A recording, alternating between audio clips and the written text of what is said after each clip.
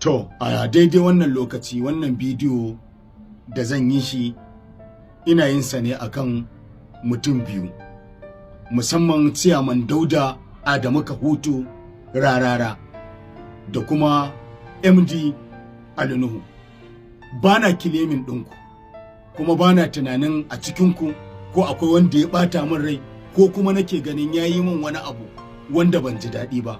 Babu. A damar da Allah ya baku wadda yake a cikin al'umma da yawa Allah ya zaɓe ku ya muku dama, muna jin daɗi kuma muna ganin wannan damar mu mata mu ce.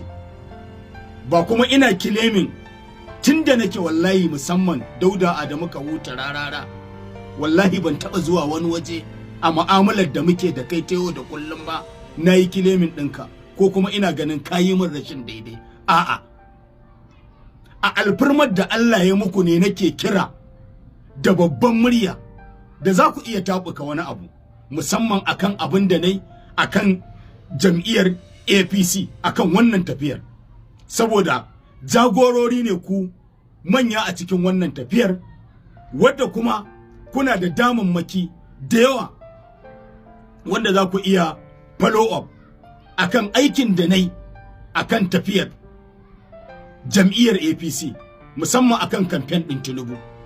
Wallahi da kuɗina na zuba nayi, wallahi tallahi don kuma na samu.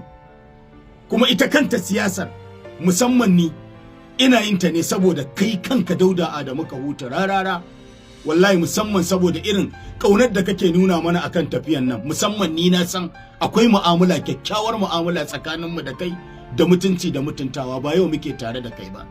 Wallahi ba na kilemin ɗinka, kawai na san a damar da Allah ya baka za ku iya yin follow up akan wannan abin da nai in samu wani abu domin me wallahi kuɗina na sani.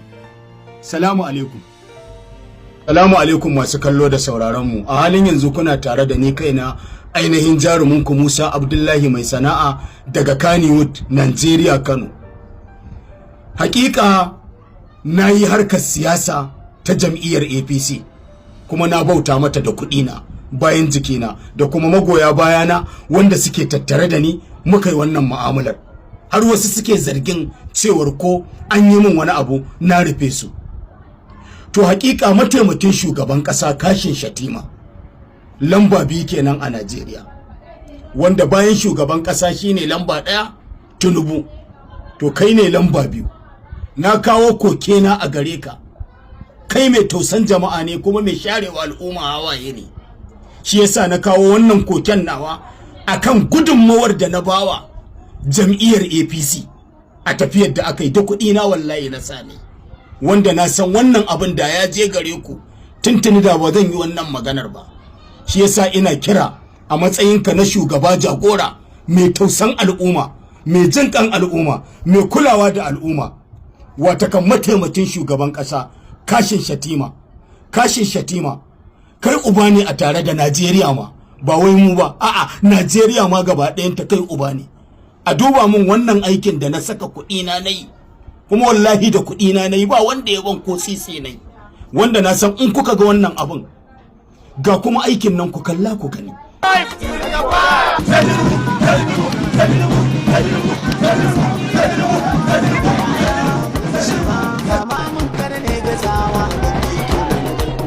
Kokena a yau na kawo kokena a gurin mataimakin shugaban ƙasa Kashim Shettima. Kashim Shettima lamba 2 ne kai a Najeriya bayan shugaban ƙasa, kuma duk wani wanda yake ganin yana da madafan iko a Najeriya albarkacin ku ne. Duk wani wanda yake ganin a Najeriya shi wani abu ne ta dalilin ku ne, kuma ta dalilin ku akwai abubuwa da yawa wanda kuke karewa Najeriya da kuma arewacin Najeriya.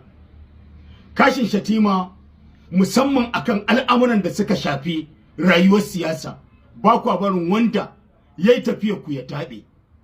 Na yi tafiyar Tinubu, duk campaign din da aka yi da yawon da aka yi na jam'iyyar APC wallahi na yi shi da ni aka yi kuma da kuɗina, kuma babu inda zan kai kokena a share min hawayena sai gurinka, domin kai mai tausayin talakawa ne. Tintini ina ta ganin yaron nan yana ta surutai a Facebook, wato Kabir Tufak.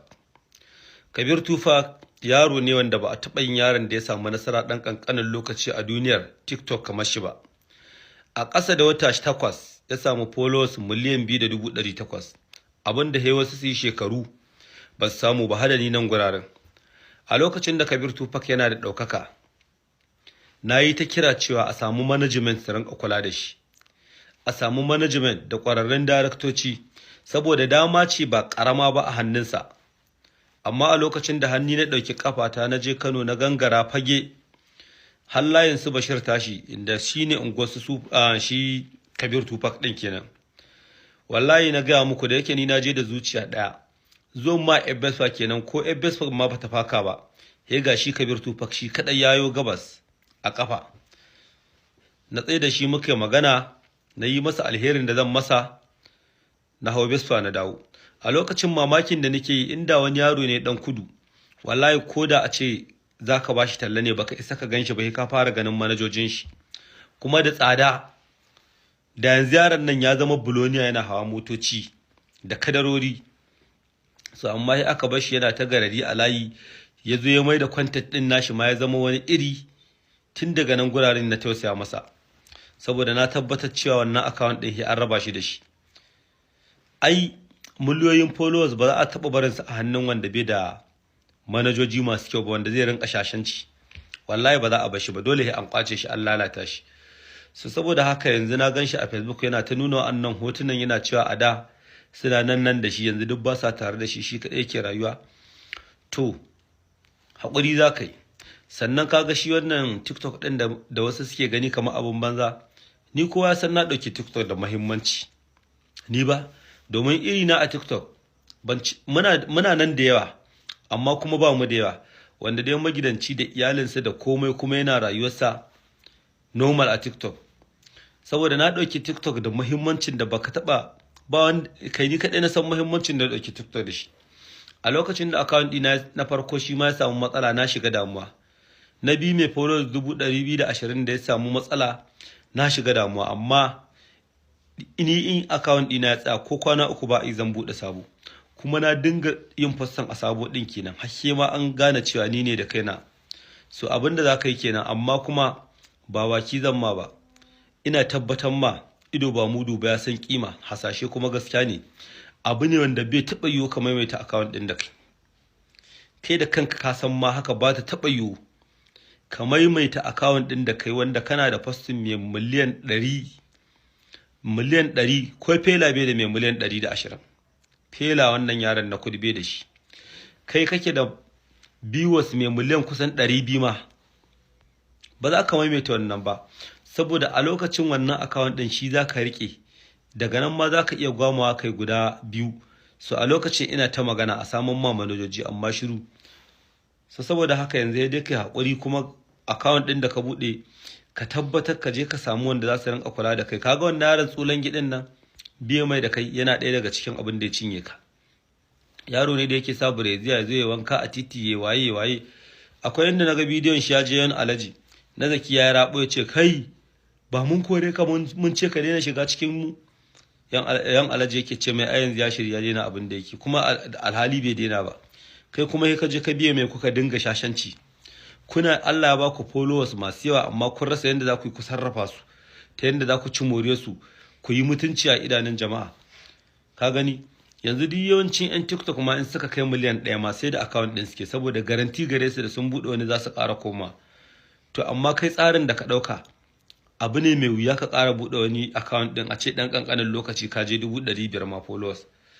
So saboda haka idan mutum dama ta zo masa, idan bai iya 'yan uwan shi na kusa da shi su zo su haɗu su riƙa masa. Amma kai yanzu an bakka ka samu dama mai girma, wadda wani inda zai ba da naira miliyan 5 a bashi irin damar da ka samu na wannan followers ɗin, wallahi kai ko ni ina da ita ƙasa zan tsige in ba da miliyan 5. Dare ɗaya in ga followers ɗina sun kai miliyan 2 da wani abu kamar yadda na kasa kai. Abu ne fa za ka yi duniya ta gani, kai tallar kasuwancinka duk inda ka shiga an san ka wane ne da mutunci da kima da komai. Ai na san dama ba za ka san zahin wannan ɗaukakar da ka samu ba da wannan account ɗin naka, da yadda aka walhe da na bai da kusan kamar kaina contact ɗin magana ka nake yi kai ka sani a watannin baya, saboda ni ina ganin daman ne. To yanzu za ka san muhimmancin abin nan da nake ganin kai yana hannunka, followers ɗin nan ba da ka rasa. Allah ya samu dace, amma irin ka in kun samu wannan damai ko a gaba, to ku rinka riƙewa da ke, ku nemo wasu su shiga cikin lamarin. Inda kudi ne da yanzu ka zama buloniya, amma munan arewa Allah da ya kyauta. Allah ya samu dace. Barka da zuwa tashin labaran Arewa Hausa. Idan wannan ne zuwanka ko zuwanki na farko, kar dai a manta a daure a danna mana subscribe, sannan a yi liking da comment domin jin ra'ayoyinku kuma.